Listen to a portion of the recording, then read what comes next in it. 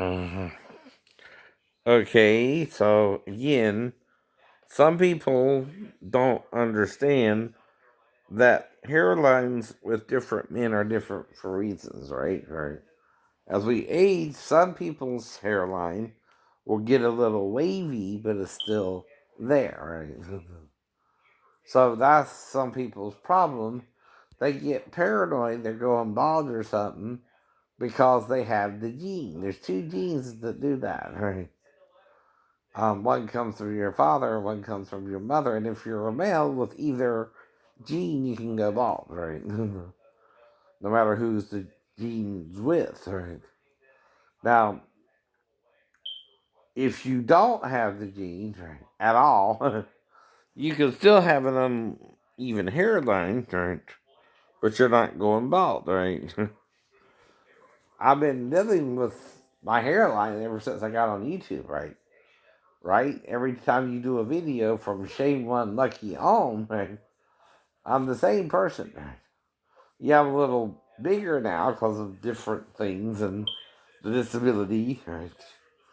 Which some of them won't deny and can't deny, Pastor Roy Davis. Lloyd, they call him. If they're friends of his. Mm-hmm. Now, speaking of blackmail, some female was talking about that on Dateline tonight. Right? She's like, I gave him my number, and I guess we'll see if he contacts me. He did. Lauren told Alex the next morning. She's like, oh, he texted me, and we're going on a date this afternoon. Sean said he was a part-time computer science student at a nearby community college. He's 28, a little old, but not a big deal. More dates followed, and Lauren told her parents. I was 25 when I met Mary Bell. Right? Sounded sort of old-fashioned. She was 18 or 19. Right? Paying attention to her and that's asking 6 her. years one way or 7 years another. Right? Yeah, I used to Whatever, say, she's in love. I don't know. Things moved quickly.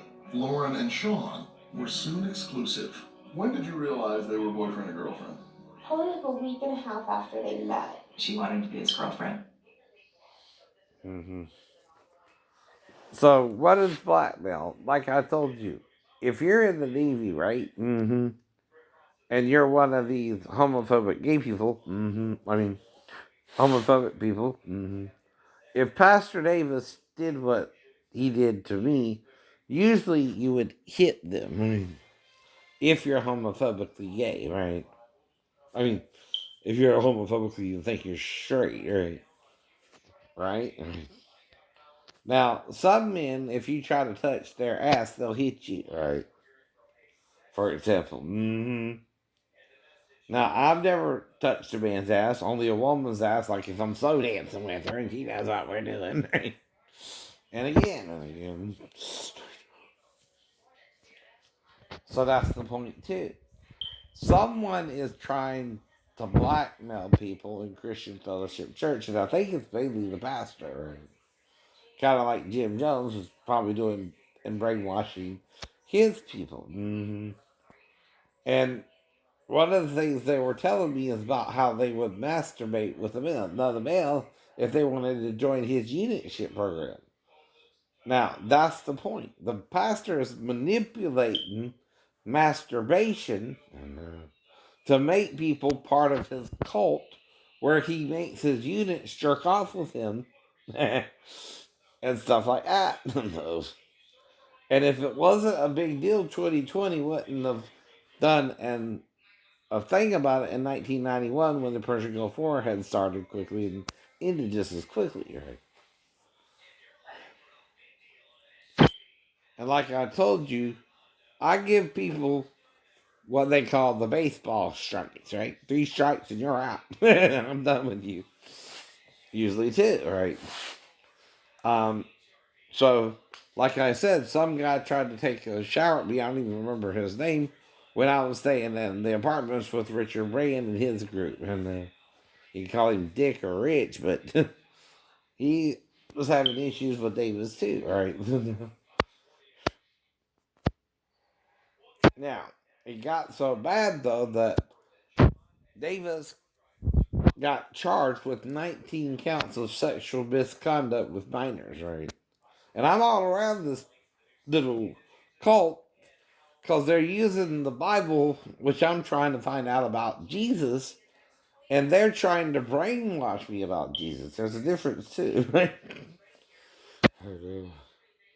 What they're doing is using the Bible to mess with your head and make you think they're telling you the truth when they're just as much confused about Christ as anyone else is today because of Emperor Constantine. And that's what they were pointing out. The Emperor Constantine in the Catholic Church changed everything, which is somewhat true. But they also didn't go all the way back to the first century like with the Gnostic Gospels, which they became popular during the next 200 centuries. Until Constantine started trying to wipe them out because the Orthodox were trying to seal knowledge. Well, it's the Romans who burnt down the library at Alexander because they didn't like some of the books in the library. Well, you can't do that because that destroys different cultures, different ideas, and someone might know something like I told you about true hermaphrodites, right, or intersex people who are truly both genders, right.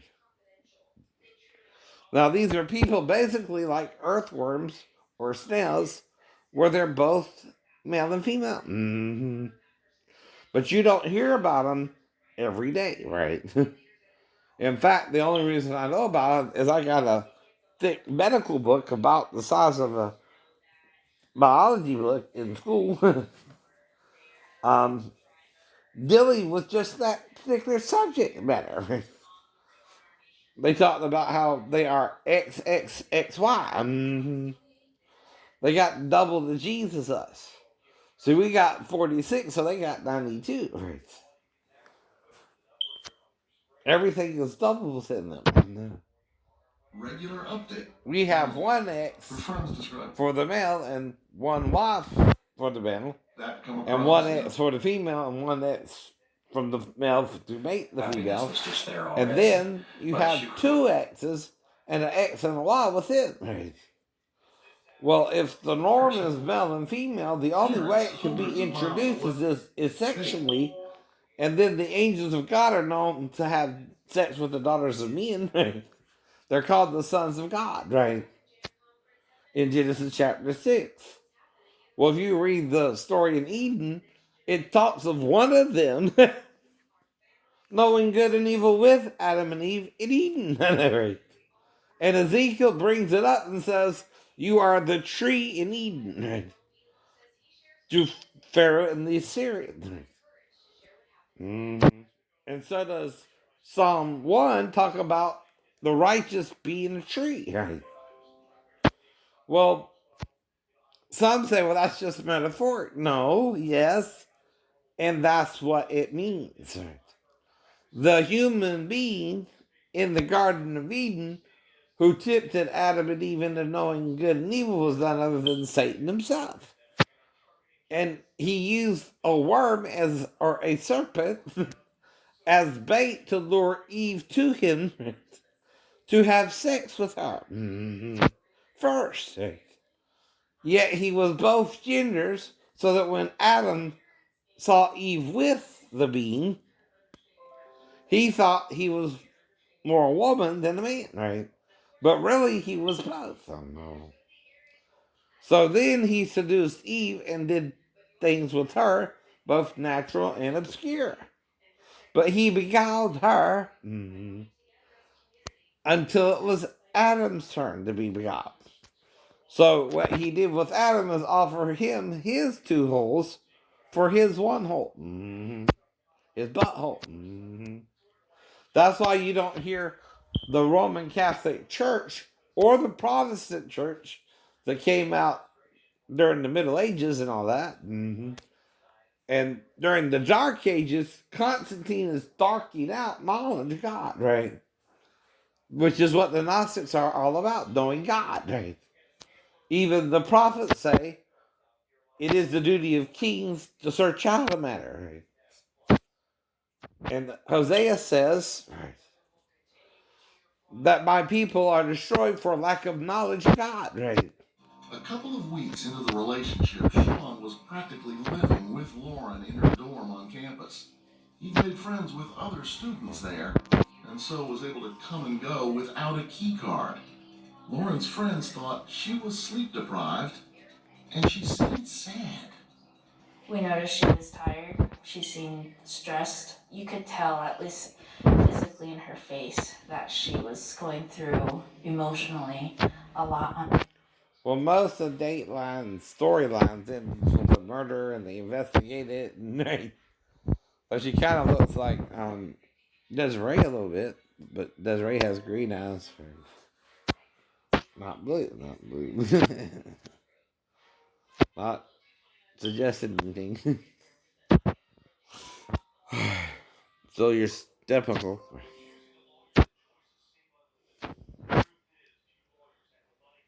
And Diana's my sister and stepsister-in-law. Yes, right. How do you look at that, right? Now, when a stepbrother marries a woman, she's your step sister-in-law, right? Or if you have a sister and she marries someone, he's your half brother-in-law, right?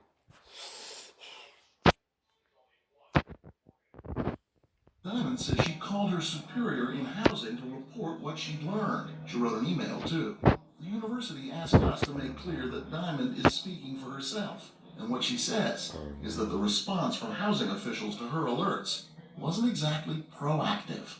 It was a lot of, oh, we're gonna have a meeting about it. We'll talk about it later, or just stuff like that. Where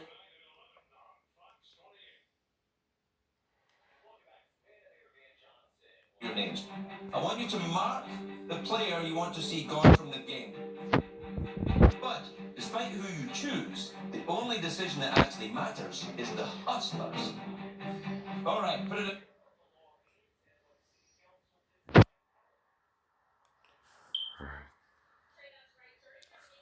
So part of what I'm trying to do here, like I said, is explain to you how people bully other people too. Mm-hmm. Right, right. Now, usually though, if you really have a real high forehead, right, it goes up higher, more around this area, and it don't stay the same, right, after 10 months, right?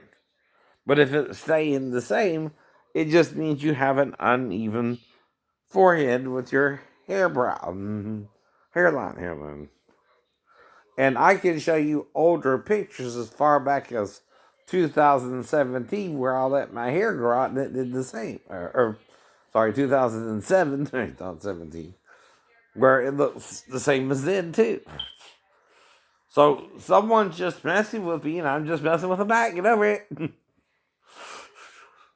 Someone hates me about it. They hate you about it. And no one would be on about it for 10 months where it's exactly the same but growing out, right? It's growing longer, right? And, you know, you're discussing it with a person why they think you have a receding hairline when you're 51 years old. What business of that is yours? Mm-hmm. Right. Mm-hmm.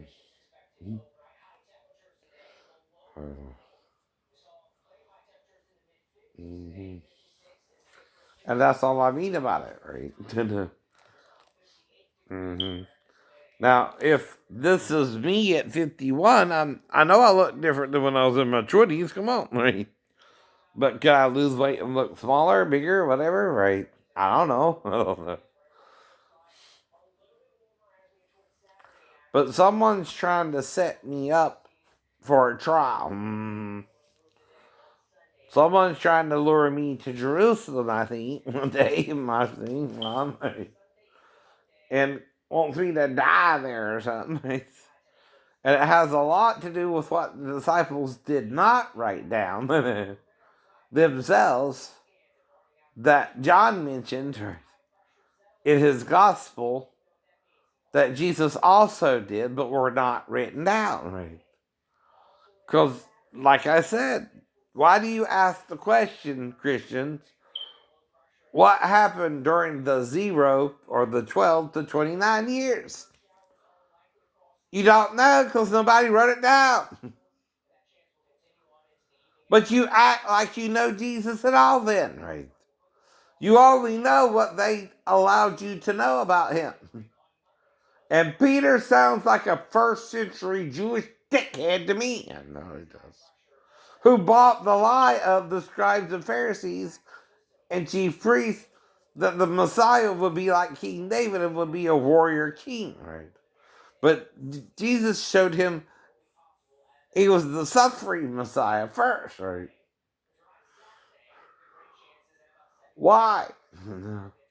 Because he's bearing the punishment for us, but at the same time, we don't understand why the righteous are persecuted, because Satan's worried they're going to figure out the truth and tell you. So he uses little things to distract you, like your hairline, for example, through dumbasses who attack you daily about it and it don't change, right?